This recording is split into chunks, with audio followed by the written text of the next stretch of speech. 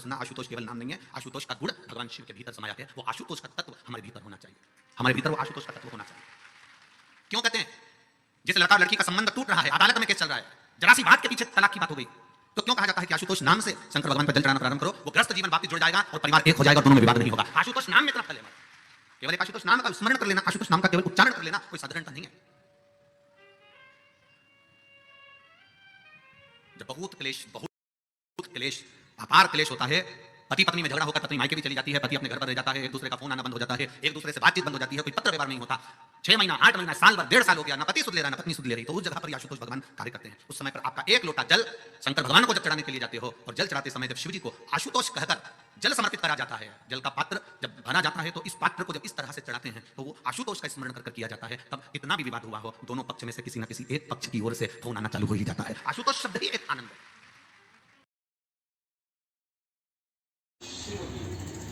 दोनों विराजमान, आप दोनों तरह की बत्ती शंकर के मंदिर में लगा सकते हैं। जहां देवी के मंदिर में अकेली देवी होती है तो वहां पर फिर लंबी बत्ती का क्रम आ जाता है। पितरों की पूजन हो रही होती है, लंबी बत्ती का क्रम आ जाता है। पर जहां पर देवाधिदेव महादेव भी हैं, पार्वती भी है, वहां आप गोल भी बत्ती समर्पित कर सकते हो और लंबी भी बत्ती लगा सकते हो, उसमें कहीं दोष नहीं आए। फिर आपने वर्णन करा 5वां व्रत पूर्ण होने पर 108 पुष्प या चावल बेलपत्र चढ़ाते हैं। सबको एक साथ चढ़ा देना चाहिए कि एक एक करके चढ़ाना चाहिए? वैसे शास्त्र रीति के अनुसार पशुपति व्रत में जो 5वां सोमवार पूर्ण होगा और आप 108 अगर कोई वस्तु चढ़ा रहे हो, वो एक एक कर श्री शिवाय नमस्तुभ्यम, श्री शिवाय नमस्तुभ्यम, एक एक कर चढ़ाना चाहिए। एक साथ हाथ में लिया और एक साथ नहीं चढ़ाना, एक एक कर समझिए। बहुत अच्छा प्रश्न है। एक प्रश्न जो आपने किया था उसका उत्तर इस कथा में चल रहा है, नंदी वाला। जो प्रश्न आपने तीसरा करा है उसका उत्तर इस कथा में चल रहा है कि आप कहते हो कि मंदिर से जाते समय नंदी के कानों में कहकर चले जाओ।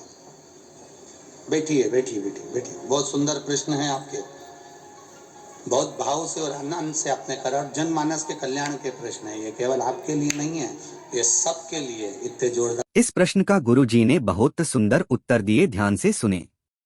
गुरुजी ने यहाँ पर कहा कि आजकल लोगों को अपने ही धर्म पर उंगली उठाने में बहुत सुख मिलता है और दूसरे लोगों के धर्म उन्हें बहुत पसंद आते हैं।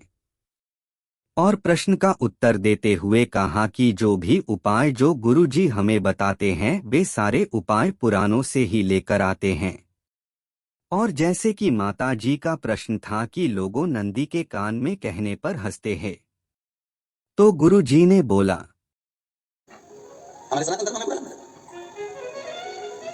अरे भाई लोग कहते हैं कि नंदी के कान में कहते हो, ये कोई हमारे पुराणों में या शास्त्रों में लिखा है? भगवती बहन साहू, आपको धन्यवाद देना चाहूंगा, एक बात कहना चाहूंगा। जितनी भी शिव महापुराण के अंतर्गत चाहे उपाय जो बताए जाते हैं कि बेलपत्री ऐसे चढ़ाना, काली मिर्च ऐसे चढ़ाना, चावल ऐसे चढ़ाना, धतूरा का क्या महत्व है, शमी के पत्ते का क्या महत्व है, बेलपत्री के पत्ते का क्या महत्व है, ये जितनी भी बातें बताई जाती हैं ये सब पुराण के अंतर्गत से बताई जाती है। अब दुनिया के लोग इसको चाहे टोटका कह दें, चाहे दुनिया के लोग इसे टोना कहें, पर पुराण और आप लोगों को अगर बोला है कि नंदी के कान में कहकर भगवान शंकर के मन में बात पहुंचे, तो ये क्यों कहा? तो ये भी हमारी शिव महापुराण में लिखा है, जलंधर के चरित्र में। कोई आपसे कहे कि नंदी के कान में बोलने से क्या होता है, ये जलंधर का चरित्र कह रहा है। मां पार्वती जी का हस्त कमल पकड़कर जलंधर लेकर जाने लगा, गंगा का पत्नी लेकर जा रहा है। गंगा तो भगवान की पत्नी में लीन रहती थी, उसको तो जलंधर को सबसे ज्यादा तकलीफ थी नारायण से, पर शिव के पास आ गया तो नंदी सामने बैठा है। गणेश जी को मालूम पड़ गया, शिव जी को कह के थक गया, पिताजी को बोल बोल कर थक गया, पिताजी जागते नहीं। अब मैं किसको कहूं ये बात, किससे कहूं? विनायक गए सीधे अब नंदी के पास में। नंदी भी तप में लीन थे, शंकर जी की ओर, शंकर जी की ओर मुख था। गए और जाकर तुरंत विनायक ने नंदी के कानों में जाकर कहा, नंदीश्वर, मैया का हाथ पकड़कर जलंधर लेकर जा रहा है, पिताजी तप में लीन है, कृपा करिए ना। बस केवल नंदी के कान में कहा, गणेश जी दूर हट गए।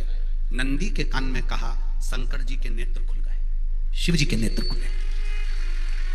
ध्यान देना जरा, इस शिव महापुराण की, आशुतोष शिव महापुराण की कथा, जो कथा यहां कही जा रही है, यह कथा पहले के चरित्रों में सुनने को नहीं मिली होगी। जरा ध्यान देना इस संवाद पर, जितने लोग आस्था चैनल पर, जितने फेसबुक पर सुन रहे हैं। सनातन धर्म की हंसी उड़ाने वाले कहते हैं नंदी के कान में कहने से क्या होता है, नंदी के सामने जाकर बोलने से क्या होता है, नंदी के पास बैठकर बोलने से क्या होता है, नंदी के पास बैठकर शंकर जी का मात्र दीदार करने से क्या होता है, दर्शन करने से क्या होता है। वो अच्छे से समझ लेना, जो लोग सनातन धर्म पर उंगलियां उठाते हैं, वो अच्छे से समझ ले इस बात को।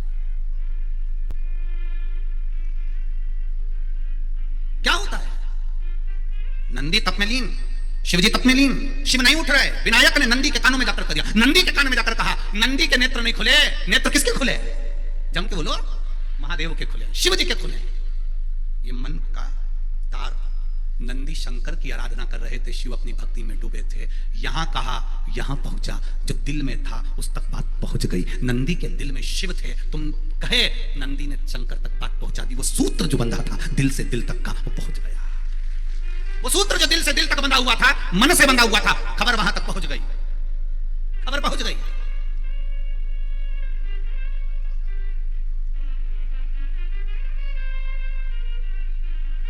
हम कई बार कहे आपको, आप लोगों ने सुना होगा शिव महापुराण में कि बहुत दुख हो जिंदगी का, बहुत दुख, तकलीफ। जैसे वो बहन ने लिखा, मेरे कर्जे में लदालूम हो गई, तकलीफ पड़ गई, शरीर का रोग था, 15-20 साल हो गए, आराम नहीं, बेटे भी व्यसन में डूबने लगे, क्योंकि कर्जा बढ़ गया। टेंशन में रहेगा आदमी तो गलत संगत की ओर चला जाता, व्यसन में आदमी पड़ने लगा, केवल टेंशन के चक्कर में। और आखिरी में हुआ क्या? शिव तत्व को जाना। आपसे भी निवेदन है, जब दुख की घड़ी अपार हो, समस्या बड़ी हो, बहुत तकलीफ हो, बहुत कष्ट हो, एक लोटा जल जब महादेव को चढ़ाने के लिए जाओ, चढ़ाकर 2 क्षण मंदिर के अंदर नंदी के पास 2 क्षण बैठकर मेरे महादेव को निहारना। अपने दिल की बात उसके पास में बैठकर नहीं भी कहोगे ना, तो नंदी के पास मात्र बैठ भी गए, उस नंदीश्वर के पास मात्र बैठ गए, तो वो तुम्हारे दिल की बात समझ जाएगा। गुरुजी ने बताया कि शिव जी के आशुतोष नाम का महत्व और एक उपाय उन लोगों के लिए जिनका डिवोर्स होने वाला हो। 2, गुरुजी ने बताया कि कौन सी बाती कहाँ लगती है, जैसे कि जहाँ पितरों की पूजा हो वहाँ लंबी बाती, लेकिन जहाँ शिव जी और माता पार्वती दोनों हो वहाँ कोई सी भी बाती लगा सकते हो। 3, गुरुजी ने बताया कि अगर आप कुछ भी चढ़ाते हैं व्रत करके, जैसे कि 108 चावल के दाने, तो उससे एक साथ नहीं, एक एक करके चढ़ाना चाहिए।